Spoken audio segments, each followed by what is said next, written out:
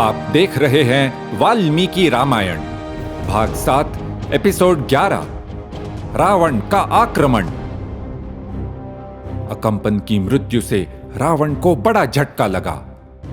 एक के बाद एक ये तीसरा झटका था। उसने स्थिति परखने के लिए सेनापति प्रहस्त को बुलवाया।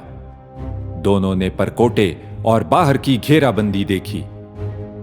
फिर रावण बोला, हम केवल 5 लोग ही राक्षसों को जीत दिला सकते हैं। कुंभकर्ण, इंद्रजित, निकुंभ, मैं और तुम। अब तुम जाकर वानरों को खत्म करो। मुझे विश्वास है तुम्हें देखते ही वे भागने लगेंगे। तुम्हें क्या लगता है, क्या ठीक रहेगा? प्रतिलोमानुलोमम वा यत्तु नो मन्यसे हितम।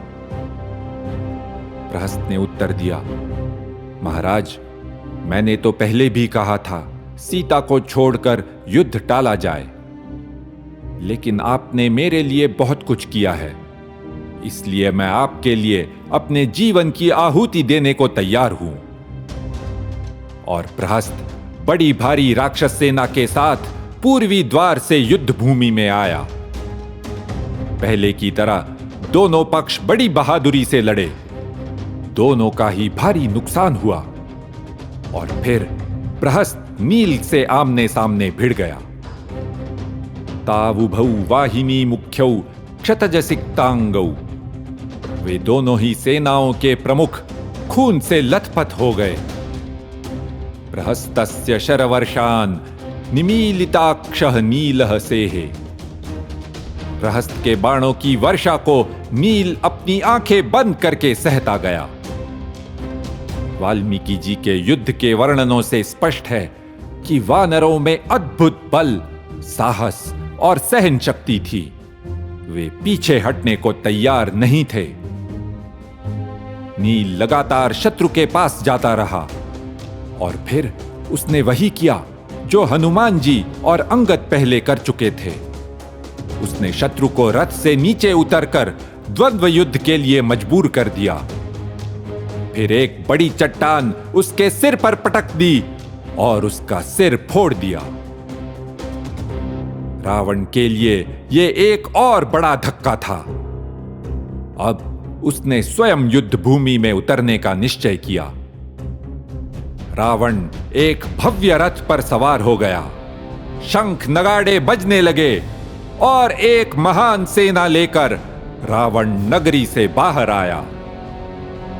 रावण को आता देख विभीषण ने श्री राम से कहा, वहां देखिए, वो उस श्वेत छत्र के नीचे सूर्य के समान दमकता हुआ, वही है राक्षस राज रावण।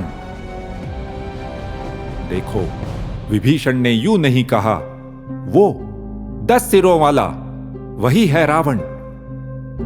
अगर रावण के सच में 10 सिर होते तो विभीषण उसका उल्लेख अवश्य करता। श्री राम बोले, दिष्ट्यायमद्य पापात्मा मम दृष्टिपथंगतः अद्य क्रोधम विमोक्ष्यामि सीता हरण संभवम। अच्छा हुआ ये पापी रावण मेरे सामने आ गया। अब मैं अपने गुस्से की आग शांत कर सकूंगा। सीता के अपहरण के बाद से ही ये क्रोधाग्नि मेरे अंदर धधक रही है। अब पहली बार हम राक्षस राज रावण का युद्ध भूमि में बल पराक्रम देखेंगे। राक्षस और वानर पूरे जोश के साथ एक दूसरे से भिड़े। इस हड़बड़ी में रावण और सुग्रीव आमने सामने आए। सुग्रीव ने एक बड़ी चट्टान रावण पर फेंकी। रावण ने एक ही बाण से उस चट्टान को चकनाचूर कर दिया और दूसरा बाण सुग्रीव पर चलाया। वो बाण चिंगारियां बरसाता हुआ सीधे निशाने पर लगा। सुग्रीव चीखते हुए मूर्छित होकर गिर गया। रावण ने अन्य वानर योद्धाओं के हमलों को भी विफल कर दिया। थोड़ी ही देर में गवाक्ष, गवय, नल आदि जमीन पर पड़े दिखाई दिए। तब हनुमान जी रावण का सामना करने दौड़े।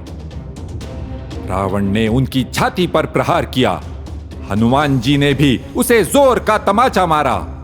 दोनों हिल गए, लेकिन रावण ने जल्दी से उल्टा वार किया। उसने हनुमान जी को एक जोरदार मुक्का मारा। इससे हनुमान जी विह्वल हो गए।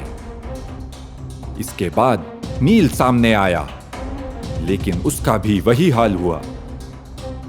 तब लक्ष्मण जी ने राक्षस राज को ललकारा।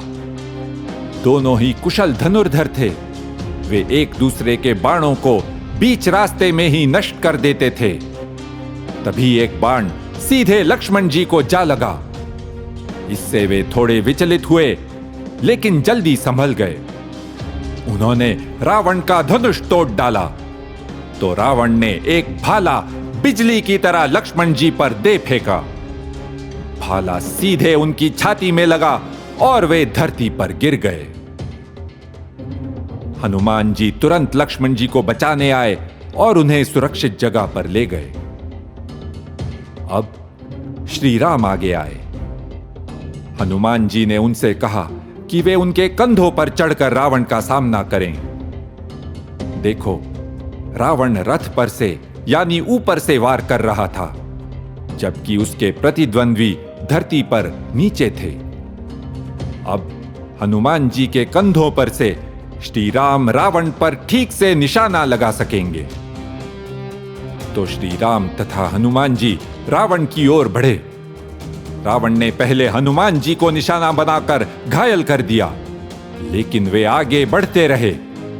तभी श्री राम ने रावण के रथ को नष्ट कर दिया और उसकी छाती में एक बाण मारा। वो वज्रपात के समान था। रावण के हाथ से धनुष छूट गया। फिर श्री राम ने एक और बाण मारकर उसका मुकुट गिरा दिया। और तब हतदर्पहर्षः भग्न महाकिरीटः विवेश लंकाम सहसा स्म राजा। रावण का हर्ष और अभिमान चूर हो गया था। उसका मुकुट टूट गया था। हताश होकर राक्षस राज उल्टे पैर लंका लौट गया। देखो, रावण महान योद्धा तो था, लेकिन अजेय नहीं था, और वो ये बात जानता था। इसीलिए उसने पंचवटी में श्री राम का सामना नहीं किया, और इसी कारण वो अब भी युद्ध छोड़कर वापस लौट गया।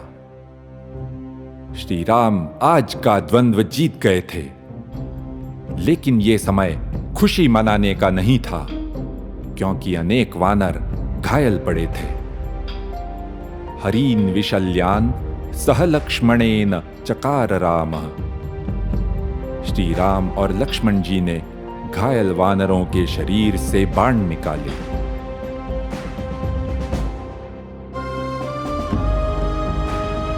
इति ह आस, ऐसा ही हुआ था।